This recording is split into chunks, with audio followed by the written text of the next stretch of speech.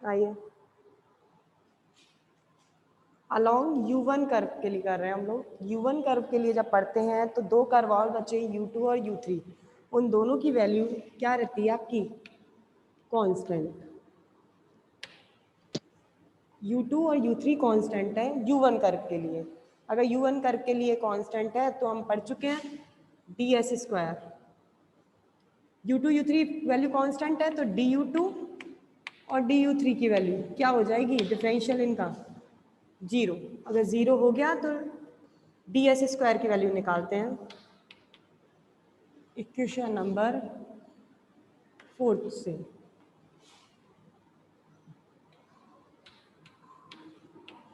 ds square h1 square du1 square du2 square u1 curve के लिए du2 और du3 zero होते हैं, तो ये दोनों क्या हो गया? ये भी जीरो और ये भी जीरो। तो ds स्क्वायर जो निकला है वो कितना निकला? h1 square du1 square. मैं इसको ds1 लिख रही हूँ क्योंकि आप फर्स्ट कर्व के लिए निकाल रहे हैं। इसको भी ds1 लिख रही हूँ क्योंकि आप पहले कर्व के लिए निकाल रहे हैं। तो ds1 जो निकलेगा वो निकला आपका h1 du1। ये पहले कर्व के लिए लेंथ निकलाई ds1। सिमिलरली बाकी दो कर्व के लिए करते हैं।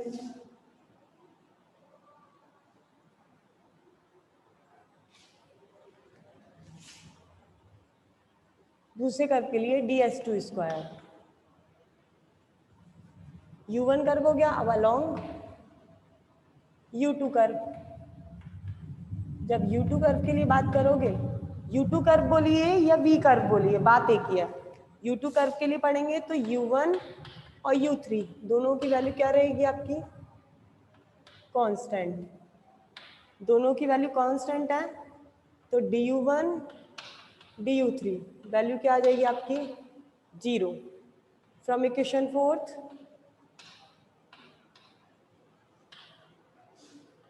ds2 square. अब इसको 2 लिखेंगे क्योंकि हम सेकंड कर्व की बात कर रहे हैं। ds2 स्क्वायर होगा, ये du1 इसके लिए तो 0, तो ये value 0। h2 square du2 square, du3 की वैल्यू 0, तो ds2 स्क्वायर जो निकला h2 स्क्वायर du2 स्क्वायर, तो ds2 की वैल्यू जो आई h2 du2।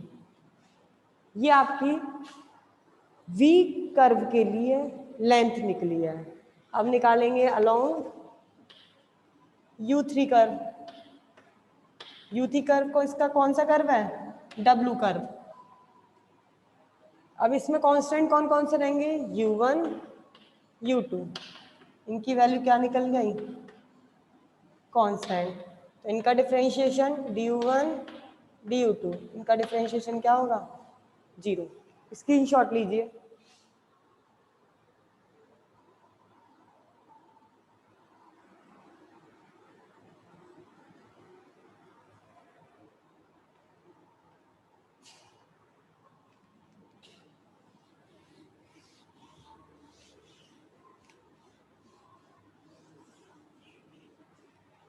जब du1 और du2 0 हैं, from equation 4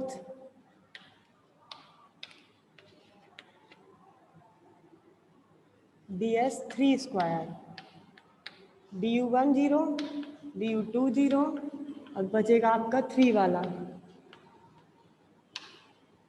ds3 square equals to h3 square du3 square.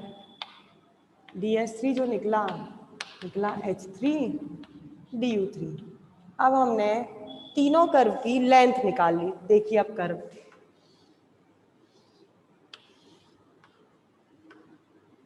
ये 3 कर्व लिए थे। ये u कर्व था, ये v कर्व था, ये w कर्व था।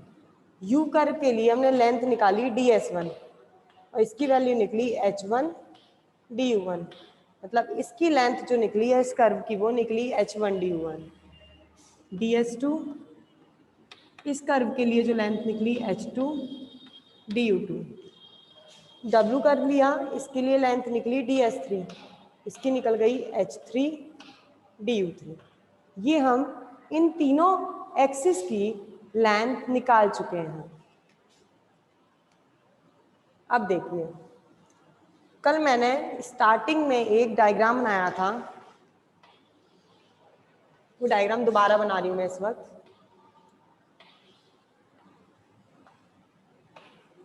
It is U curve, it is V curve, it is W curve. या पॉइंट पी लिया था जिसकी आपको पोजीशन फाइंड आउट करनी थी, और यहाँ पर एक क्यूब लिया था मैं जिसको इमेजिन किया था। ठीक है, अब इनकी हमें लेंथ तो पता चल चुकी है। इसकी लेंथ पता चल गई ds1, h1 du1। इसकी लेंथ पता चल गई ds2, h2 du2। इसकी लेंथ पता चल गई ds3, h3 du3। ये था आपका ओरिजिन। अब मैं निकालती हूँ इनका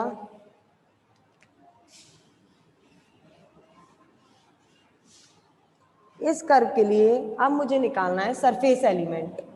इसके फेसेस हैं, इस क्यूब है, क्यूब के फेसेस हैं 1 2 3 4 5 6। अब मुझे इनका एरिया निकालना है। एरिया निकालने के लिए सबसे पहले मैं ये वाला एरिया निकाल रही हूँ, मतलब यू कर्व और वी कर्व के बीच का एरिया फाइंड आउट करना है। तो एरिया जो निकलेगा वो ये वाला निकलेगा। अगर ये निकलेगा तो एरिया एलिमेंट कैसे निकालते हो, लेंथ इनटू ब्रेथ। एरिया निकाल रही हूँ, area between U and V curve. अगर यू और वी के बीच में एरिया निकाल रहे हो तो मतलब इनकी लेंथ इनटू ब्रेथ होगा। लेंथ कितनी है, एक की तो ds1 है और दूसरे की ds2 है। ds1 की वैल्यू h1 du1, ds2 की h2 du2। तो जो एरिया निकला है ds1 इंटू ds2 वो निकला आपका h1 h3 du1, h1 h2 du1 du2। ये किस कर्व के बीच का एरिया निकला है, ये निकला है यू कर्व और वी कर्व, ये वाले कर्व और ये वाले कर्व के बीच का एरिया। उसकी वैल्यू निकली है आपकी h1 h2 du1 du2। Similarly you we के लिए निकाल दिया, अब निकालेंगे वी एंड डब्ल्यू के बीच का। तो वी के लिए तो ds2, इसके लिए ds3, ds2 h2 du2, इसके लिए ht du3, h2 h3 du2 du3 ds2 ds3। ये एरिया निकला आपका v और w कर्व के लिए। ऐसे ही अपन निकालेंगे u एंड w के लिए, ds1 ds3 ds1 h1 du1 ds3 h3 du3।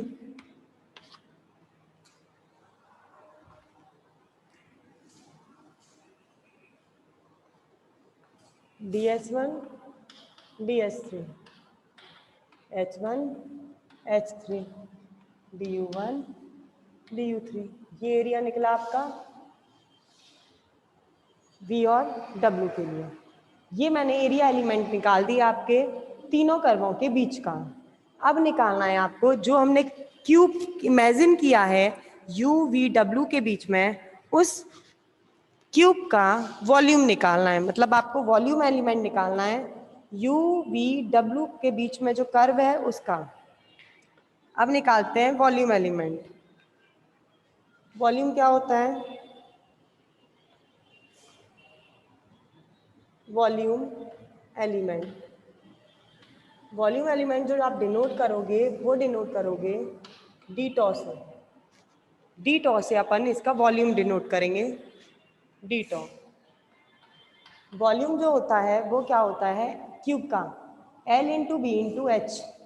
L into B into H, जब L बी एच का आप मल्टीप्लाई करते हैं तब निकलता है आपका वॉल्यूम क्यूब का।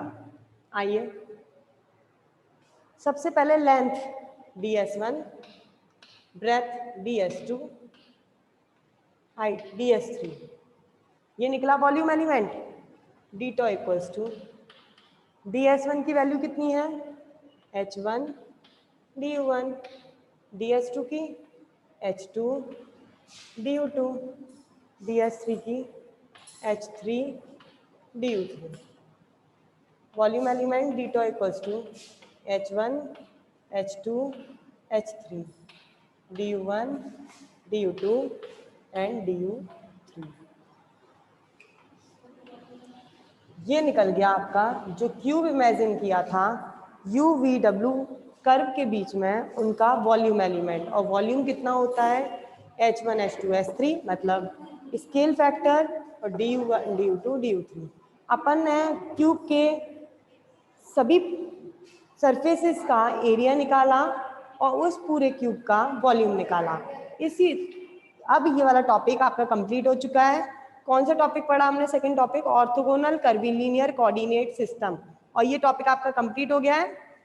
क्या क्या पढ़ा अपन ने इसके अंदर वो थोड़ा सा सुन लेते हैं, क्या क्या पढ़ चुके अपन। सबसे पहले हमने टॉपिक जो पढ़ा था वो था कर्वीलिनियर कोऑर्डिनेट सिस्टम। और कर्वीलिनियर कोऑर्डिनेट सिस्टम क्या होता है वो मैंने बताया था। कर्वीलिनियर कोऑर्डिनेट सिस्टम वो होता है जो किसी भी पार्टिकल की पोजीशन को डिफाइन करता है। जो पार्टिकल की पोजीशन को डिफाइन करता है उसे कोऑर्डिनेट सिस्टम बोलते हैं। अगर वो कोऑर्डिनेट सिस्टम आपका कर्व में है तो उसे कर्वीलिनियर कोऑर्डिनेट सिस्टम बोलते हैं। अगर स्ट्रेट लाइन में है तो उसे कार्टेशियन कोऑर्डिनेट सिस्टम बोलते हैं। कार्टेशियन कोऑर्डिनेट सिस्टम के लिए जो कोऑर्डिनेट यूज किए जाते हैं वो एक्स वाई जेड किए जाते हैं, और कर्वीलिनियर कोऑर्डिनेट सिस्टम के लिए जो कोऑर्डिनेट्स यूज किए जाते हैं वो यू वी डब्ल्यू यूज किए जाते हैं। हमने फिर इसकी डायरेक्शन निकाली थी इन कर्व पर टेंजेंट डालकर। तब टेंजेंट ड्रॉ किया था तब हमारी डायरेक्शन आई थी, वो डायरेक्शन 3 थी, E1 cap, E2 cap, E3 cap. Same Cartesian के अंदर जो डायरेक्शन होती हैं वो होती हैं आई कैप, जे कैप एंड के कैप। इतना हमने कर्वीलिनियर कोऑर्डिनेट सिस्टम के बारे में पढ़ा था। फिर उसके बाद हमने नेक्स्ट टॉपिक पढ़ा ऑर्थोगोनल कर्वीलिनियर कोऑर्डिनेट सिस्टम।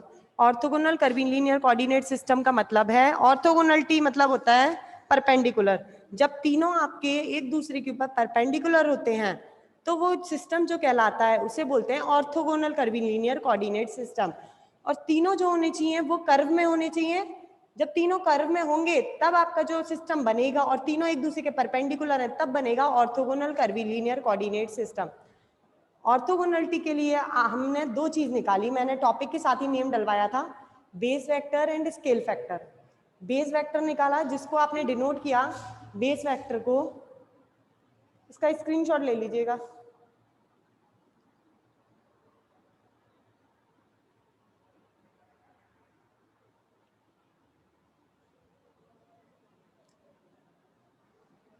फिर हमने निकाला था बेस वेक्टर। बेस वेक्टर को आपने कल डिनोट किया था v1 से, v2 से एंड v3 से। ये बेस वेक्टर थे जिनका मैग्नीट्यूड आपने निकाला था तीनों का विद डायरेक्शन। डायरेक्शन जो थी उन तीनों की थी E1 कैप, E2 कैप और E3 कैप, और इनके मैग्नीट्यूड थे H1, H2 और H3। ये कल निकाल चुके अपन लोग। Base vector B1 B2 B3 base vector कहलाते हैं, और H1 H2 H3 हैं, इन्हें बोलते हैं अपन स्केल फैक्टर।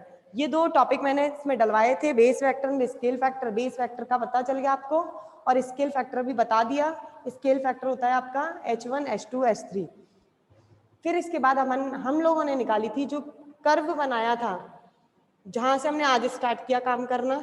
ये कर्व था, इन कर्व की लेंथ निकाली थी तीनों की, यू कर्व की, वी कर्व की और डब्ल्यू कर्व की। इन तीनों की लेंथ निकाली। इनकी लेंथ को हमने डिनोट किया था एस से, मतलब ds। ds जो थी इन कर्व की लेंथ निकालने के लिए था, लाइन एलिमेंट, जिसके लिए हमने तीन की लेंथ निकाली, ds1 ds2 और ds3। तीनों की अलग अलग वैल्यूज निकली थी। ds1 की निकली थी h1 du1, इसकी निकली थी h2 du2 और इसकी निकली थी h3 du3। ये हम लोगों ने निकाल चुके थे। फिर हमने इन कर्व के बीच में जो क्यूब का इमेजिन किया था उस क्यूब की हर सरफेस का एरिया निकाला था, और हर सरफेस का एरिया जो निकला था आपका, इस सरफेस का एरिया, इस सरफेस का एरिया और देन इस सरफेस का एरिया, तीनों सरफेसेस के एरिया निकाले थे। और इनकी वैल्यूज आपकी ये लिख रही, U एंड V कर्व के बीच का जो एरिया निकला था वो निकला H1 H2 DU1 DU2। Then S2 S3 के बीच का जो निकला वो H2 S3 DU2 DU3। और नेक्स्ट तीसरे का निकला था वो निकला था आपका H3 H1 DU1 DU3। ये एरिया निकाला और लास्ट हमने जो करा, जो क्यूब हमने इमेजिन किया था उसका हमने निकाला वॉल्यूम, और वॉल्यूम को डिनोट किया आपने डीटॉ से। और इस डीटॉ की वैल्यू जो मैंने रफ कर दिया ब्लैक बोर्ड से, वो आप देख लीजिए स्क्रीनशॉट के अंदर। वॉल्यूम हमने जो निकाला था वो निकला था हमारा डीटॉ equals to H1 H2 S3 L into B into H, H1 H2 S3 DU1 DU2 DU3। और ये आपका टॉपिक कंप्लीट हो चुका है। अब नेक्स्ट टॉपिक स्टार्ट करेंगे इसका। करूँगा तो क्या नया टॉपिक स्टार्ट करना होगा? अच्छा बात करना। अच्छा आप लोग को सिलेबस के बारे में कुछ जानना है? कमेंट बॉक्स में कमेंट करिएगा। सिलेबस के बारे में क्या क्या हटा है ये सब पूछना है नहीं पूछना है? कमेंट बॉक्स में कमेंट करिए। कुछ आ रहा है नहीं आ रहा है? कितने बच्चे हैं? 3 आ रहा है क्या जानना है? हाँ सिलेबस के बारे में सुनिए अब जरा। क्या क्या आपका सिलेबस से 30% में से रिमूव हुआ है और क्या क्या आपका सिलेबस के अंदर है। पहले हम यूनिट फर्स्ट के बारे में बताऊंगी मैंने कल वैसे स्टार्टिंग में बताया था आपको यूनिट फर्स्ट के बारे में। 2 चैप्टर्स हैं आपके यूनिट फर्स्ट में। फर्स्ट चैप्टर तो जो अपन लोग पढ़ रहे हैं ऑर्थोगोनल कर्वीलिनियर कोऑर्डिनेट सिस्टम, और सेकंड चैप्टर है आपका टेंसर। ये दोनों चैप्टर आपके सिलेबस के अंदर है फर्स्ट यूनिट के अंदर। और आपका जो 30% रिमूव हुआ है उसमें से आपका सेकंड चैप्टर टेंसर वाला चैप्टर रिमूव कर दिया गया है, वो हट गया है, वो हमें नहीं पढ़ना है। हमें केवल एक ही चैप्टर पढ़ना है कर्वीलिनियर कोऑर्डिनेट सिस्टम। ये चैप्टर करके आपकी फर्स्ट यूनिट कंप्लीट हो जाएगी और सेकंड चैप्टर अपन लोग नहीं पढ़ेंगे क्योंकि ये सिलेबस में से रिमूव हो चुका है। फिर उसके बाद सेकंड थर्ड एंड फोर्थ उसके बारे में अभी बताऊं कि जब स्टार्ट करें तभी बताएं? कमेंट बॉक्स में कमेंट करिए।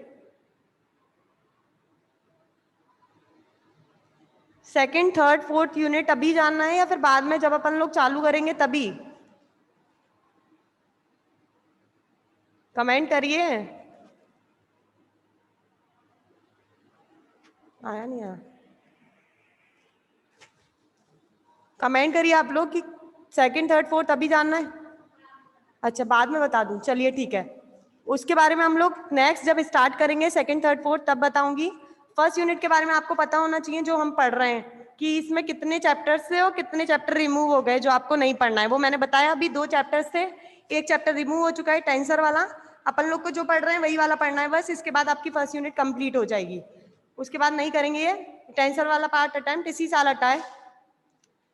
फिर अपन लोग स्टार्ट करेंगे सेकेंड यूनिट। ठीक है बंद कर। आगे की क्लास कर लेंगे, हम नया टॉपिक स्टार्ट करेंगे कल। आज के लिए जो टॉपिक चल रहा था वो आपका एंड हो चुका है, और नया टॉपिक कल से स्टार्ट करते हैं। ओके।